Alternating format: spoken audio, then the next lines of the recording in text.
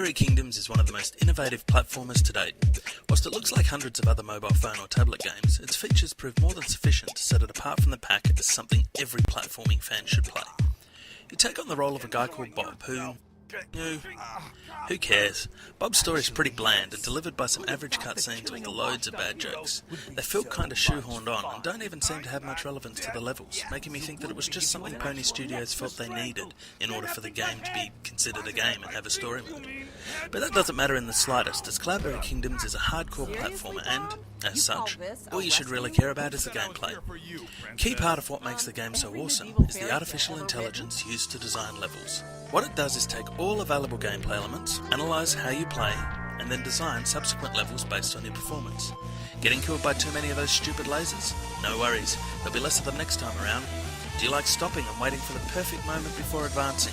Well, you hardly died at all using that strategy on the last few levels, so screw you, now the platforms disappear. It's a clever concept that the guys at Pony managed to execute perfectly, getting the balance just right so you'll constantly be challenged without it becoming unrealistically difficult. The AI doesn't get much time to rest, however, as the game's structured with short, fast levels, a concept normally more at home in a flash game or mobile game. Each level can be completed in around 15 seconds, and death results in an instant respawn, meaning there's no break in the action. Whilst great for giving you the feeling of progression, the fast play style is a double-edged sword and tends to encourage recklessness. Strangely enough, this format doesn't grow old though, as the game is designed in a way that new elements are introduced gradually as you play. From environmental variables like gravity, what the ground's made of, level speed, whether there's a massive spiked wall chasing you, to the number and strength of various enemies and hazards. Cloudberry Kingdoms keeps mixing things up and keeping them fresh. Hell, they even stuff around with Bob. Some levels he's tied to a stone wheel, other he's on an escape pogo stick merry-go-round horsey thing that looks like it's escaped from Mary Poppins. In some levels he's even transformed into a spaceship. I know, right? Each change to Bob changes the way the level plays out, so it forces you to mix tactics and strategies in order to proceed. Cloudberry Kingdom offers 3 main modes to get your teeth stuck into. Story mode is a few hundred structured levels loosely tied to the aforementioned story. During this mode you have unlimited lives which, as mentioned earlier, can encourage reckless platforming, hindering Bob's quest to save his beloved princess. Next up is arcade mode, which for me is where I had the most fun. There are over 20 different modes to choose from, each with its own set of rules and hazards. In some modes you have a timer that can only be replenished by getting coins. Those crystal-like things are called coins for some reason. In other modes, Bob changes after each level, forcing you to think quick. All these modes are never-ending with global leaderboards, meaning that hook of beating your friend's score is firmly in there.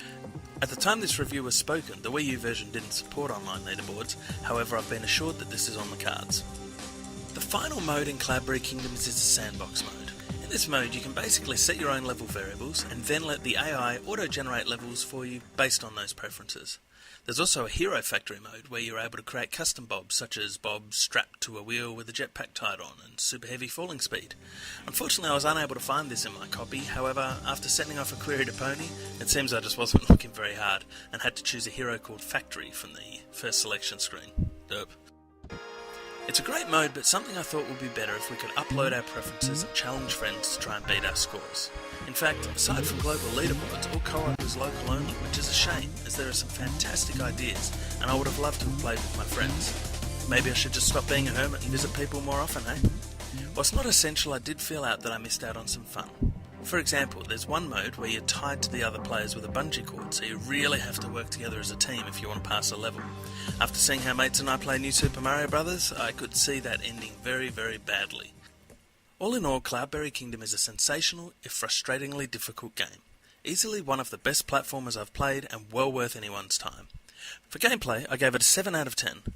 Whilst it's really enjoyable, it can also be rage-inducingly hard, meaning that its audience is limited to those who like a challenge. For innovation, it scored an easy 9. The ability of the AI to analyse your performance and scale levels in difficulty according to your playstyle is nothing short of amazing. For replay, I gave it a 7, although that really depends on how much you like to challenge yourself. If you're the type of person who goes for all the lums in Rayman Origins or Star Coins in Super Mario, then you should probably up it a bit because you're going to play the crap out of it. If you just play the core game and move on, probably want to down it to a 6 as there's not a lot in there for you. Overall, I felt that while it was a great and innovative game, it still felt like a flash game, suited to a fairly specific audience. It would benefit greatly from online play, and as such, I gave it a 7.5 out of 10. Which, if you go by the Survivor.com rating guide, is halfway between average and above average, but still a sensational game. In summary, it's a fantastic game for those that like platformers, but certainly not a title for everybody. And that's it. If you've got any thoughts or comments about the review, please feel free to leave your comments below. Alternatively, you can leave your comments in the forum at survivor.com, on facebook.com/survivorgaming, or on Twitter at survivorgaming.